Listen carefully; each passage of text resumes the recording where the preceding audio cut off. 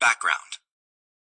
In his memoir, A Long Way Home, Saru Brierley shares his memories of searching for his hometown and his birth family. He describes the detailed method he used to locate them after decades of separation. At this point in the memoir, Brierley has recently graduated from college and moved in with his friend Byron. About the author. Saru Brierley, born 1981, was born in a tiny village in India. At around the age of 5, he accidentally boarded a train alone and was whisked away from his family, hopelessly lost. He ended up at an orphanage in the West Bengal capital of Kolkata, formerly known as Calcutta. Brierley was eventually adopted by an Australian family and was raised in Tasmania. After 25 years of separation, Brierley finally succeeded in his quest to find his Indian family. From A Long Way Home by Saru Brierley. Alas, the new search didn't start out as an obsession. If Byron wasn't home, I might spend a couple of hours musing over the various B towns again, or I might make a casual sweep down the east coast to see what was there. I even checked out of Berhampur in Uttar Pradesh, near Delhi, in the central north of India. But that was a ridiculously long way from Kolkata, and I couldn't have traveled that far in 12 or so hours. It turned out it doesn't even have a train station. These occasional forays showed the folly of searching by town, particularly when I wasn't sure about the names. If I was going to do this, I needed to be strategic and methodical about it. I went over what I knew. I came from a place where Muslims and Hindus lived in close proximity, and where Hindi was spoken. Those things were true of most of India. I recalled all those warm nights outside, under the stars, which at least suggested it wouldn't be in the colder regions of the far north. I hadn't lived by the sea, although I couldn't rule out that I lived near it. And I hadn't lived in the mountains. My hometown had a railway station. India was riddled with train lines, but they didn't run through every single village in town. Then there was the opinion of the Indians at college that I looked like someone from the east, perhaps around West Bengal. I had my doubts. In the eastern part of the country, the region took in some of the Himalayas, which wasn't right, and part of the Ganges Delta, which looked much too lush and fertile to be my home.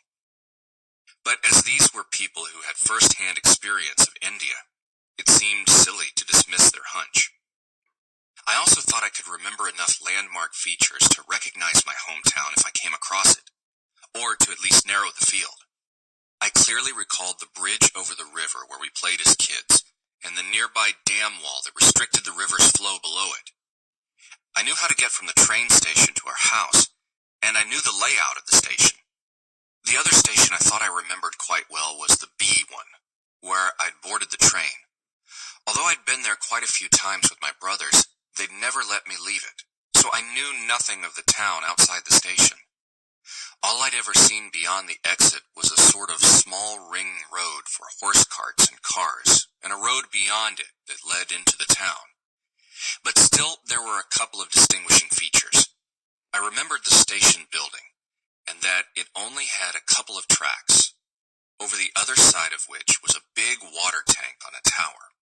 There was also a pedestrian overpass across the tracks, and just before the train pulled into town from the direction of my home, it crossed a small gorge. So I had some vague thoughts on likely regions, and some ways of identifying Ginestle and the B place if I found them. Now I needed a better search method. I realized that the names of places had been a distraction, or were at least not the right place to start. Instead, I thought about the end of the journey. I knew that train lines linked the B place with Kolkata. Logic dictated then that if I followed all the train lines out of Kolkata, I would eventually find my starting point. And from there, my hometown was itself up the line, not far away. I might even come upon my home first, depending on how the lines linked up. This was an intimidating prospect. There were many, many train lines from the national hub of Kolkata's Howrah station, and my train might have zigzagged across any of the lines of the spider's web. It was unlikely to be a simple, straight route. Still, even with the possibility of some winding, irregular paths out of Howrah, far I could have been transported in the time frame. I'd spent, I thought, a long time on the train, somewhere between 12 and 15 hours. If I made some calculations, I could narrow the search field, ruling out places too far away. Why hadn't I thought of the search with this clarity before? Maybe I had been too overwhelmed by the scale of the problem to think straight, too consumed by what I didn't know to focus on what I did. But as it dawned on me that I could turn this into a painstaking, deliberate task that simply required dedication, something clicked inside. If all it took were time and patience to find home, with the aid of Google Earth's God's Eye view, then I would do it. Seeing it almost as much an intellectual challenge as an emotional quest, I threw myself into solving it. First, I worked on the search zone. How fast could India's diesel trains travel? And would that have changed much since the 80s? I thought my Indian friends from college might be able to help, especially Amreen, whose father would likely have a more educated guess, so I got in touch with them. The general consensus was around 70 or 80 kilometers an hour. That seemed like a good start. Figuring I'd been trapped on the train for around 12 to 15 hours overnight, I calculated how many kilometers I might have traveled in that time, which I put at around 1,000, or approximately 620 miles. So the place I was looking for was 1,000 kilometers along a train line out of Howrah station. On Google Earth, you can draw lines on the map at precise distances. So I made a circular boundary line of 1,000 kilometers around Kolkata and saved it for my searches.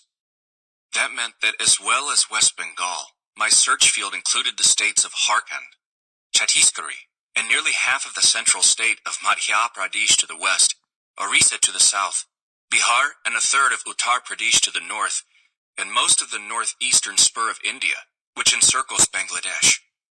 I knew I wasn't from Bangladesh, as I'd have spoken Bengali, not Hindi.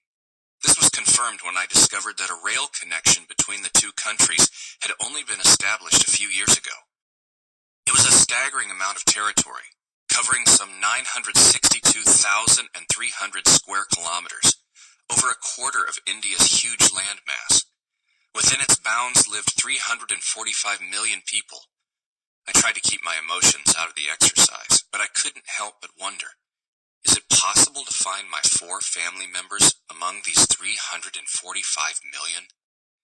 Even though my calculations were reliant on guesswork, and were therefore very rough, and even though that still presented me with a huge field within which to search, it felt like I was narrowing things down. Rather than randomly throwing the haystack around to find the needle, I could concentrate on picking through a manageable portion and set it aside if it proved empty. The train lines within the search zone wouldn't all simply stretch out to the edge in a straight radius, of course. There would be a lot of twists, turns, and junctions, as they wound around and traveled much more than 1,000 kilometers before they reached the boundary edge. So I planned to work outward from Kolkata, the only point of the journey I was certain about.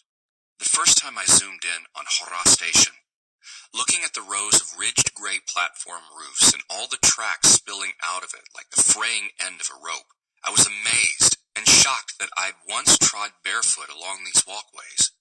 I had to open my eyes wide to make sure what I was looking at was real. I was about to embark on a high-tech version of what I'd done in my first week there, 20 years ago, randomly taking trains out to see if they went back home.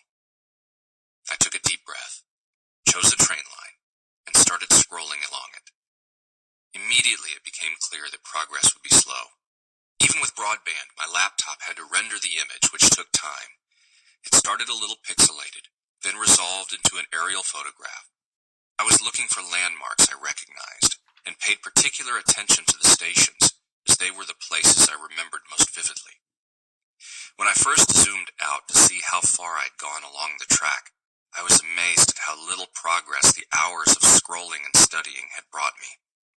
But rather than being frustrated and impatient, I found I had enormous confidence that I would find what I was looking for as long as I was thorough.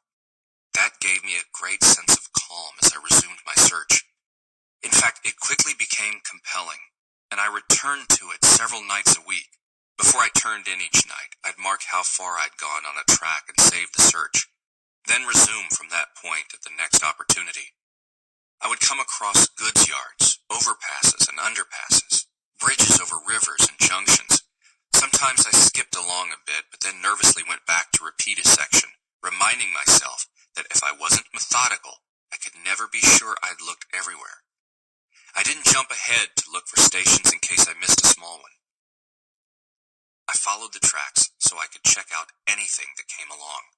And if I found myself reaching the edge of the boundary I'd devised, I'd go back along the train line to a previous junction and then head off in another direction. I remember one night early on, following a line north, I came to a river crossing not far outside of town. I caught my breath as I zoomed in closer. The dam wall was decaying, but maybe the area had since been reconstructed. I quickly dragged the cursor to roll the image along. Did the countryside look right?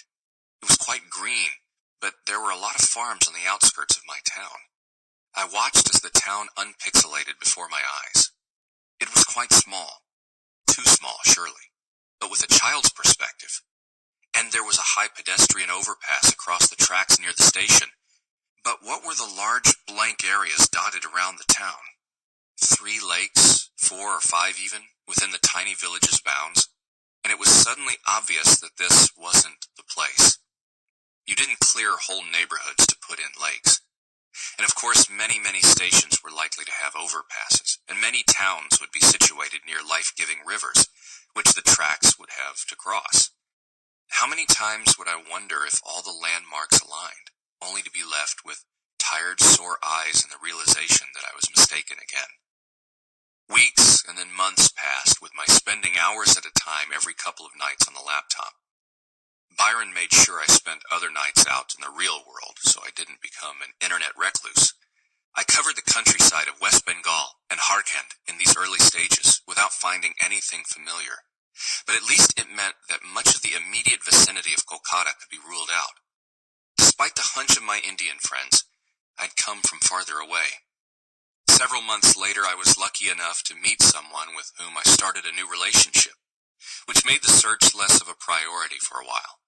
Lisa and I met in 2010 through a friend of Byron's and mine. We became friends on Facebook, and then I asked her for her phone number. We hit it off immediately. Lisa's background is in business management, and she is smart, pretty, and can hold a great conversation. However, we had an unsettled start together, with a couple of breakups and reunions, which meant there was a similar inconsistency in the periods I spent looking on the internet, before we finally settled into the lasting relationship we have today. I didn't know how a girlfriend would take to the time-consuming quest of her partner staring at maps on a laptop, but Lisa understood the personal and growing importance of the search and was patient and supportive.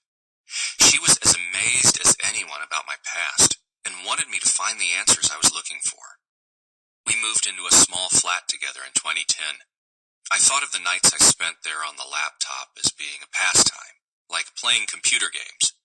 But Lisa says that even then, with our relationship in full swing, I was obsessive. Looking back, I can see that this was true.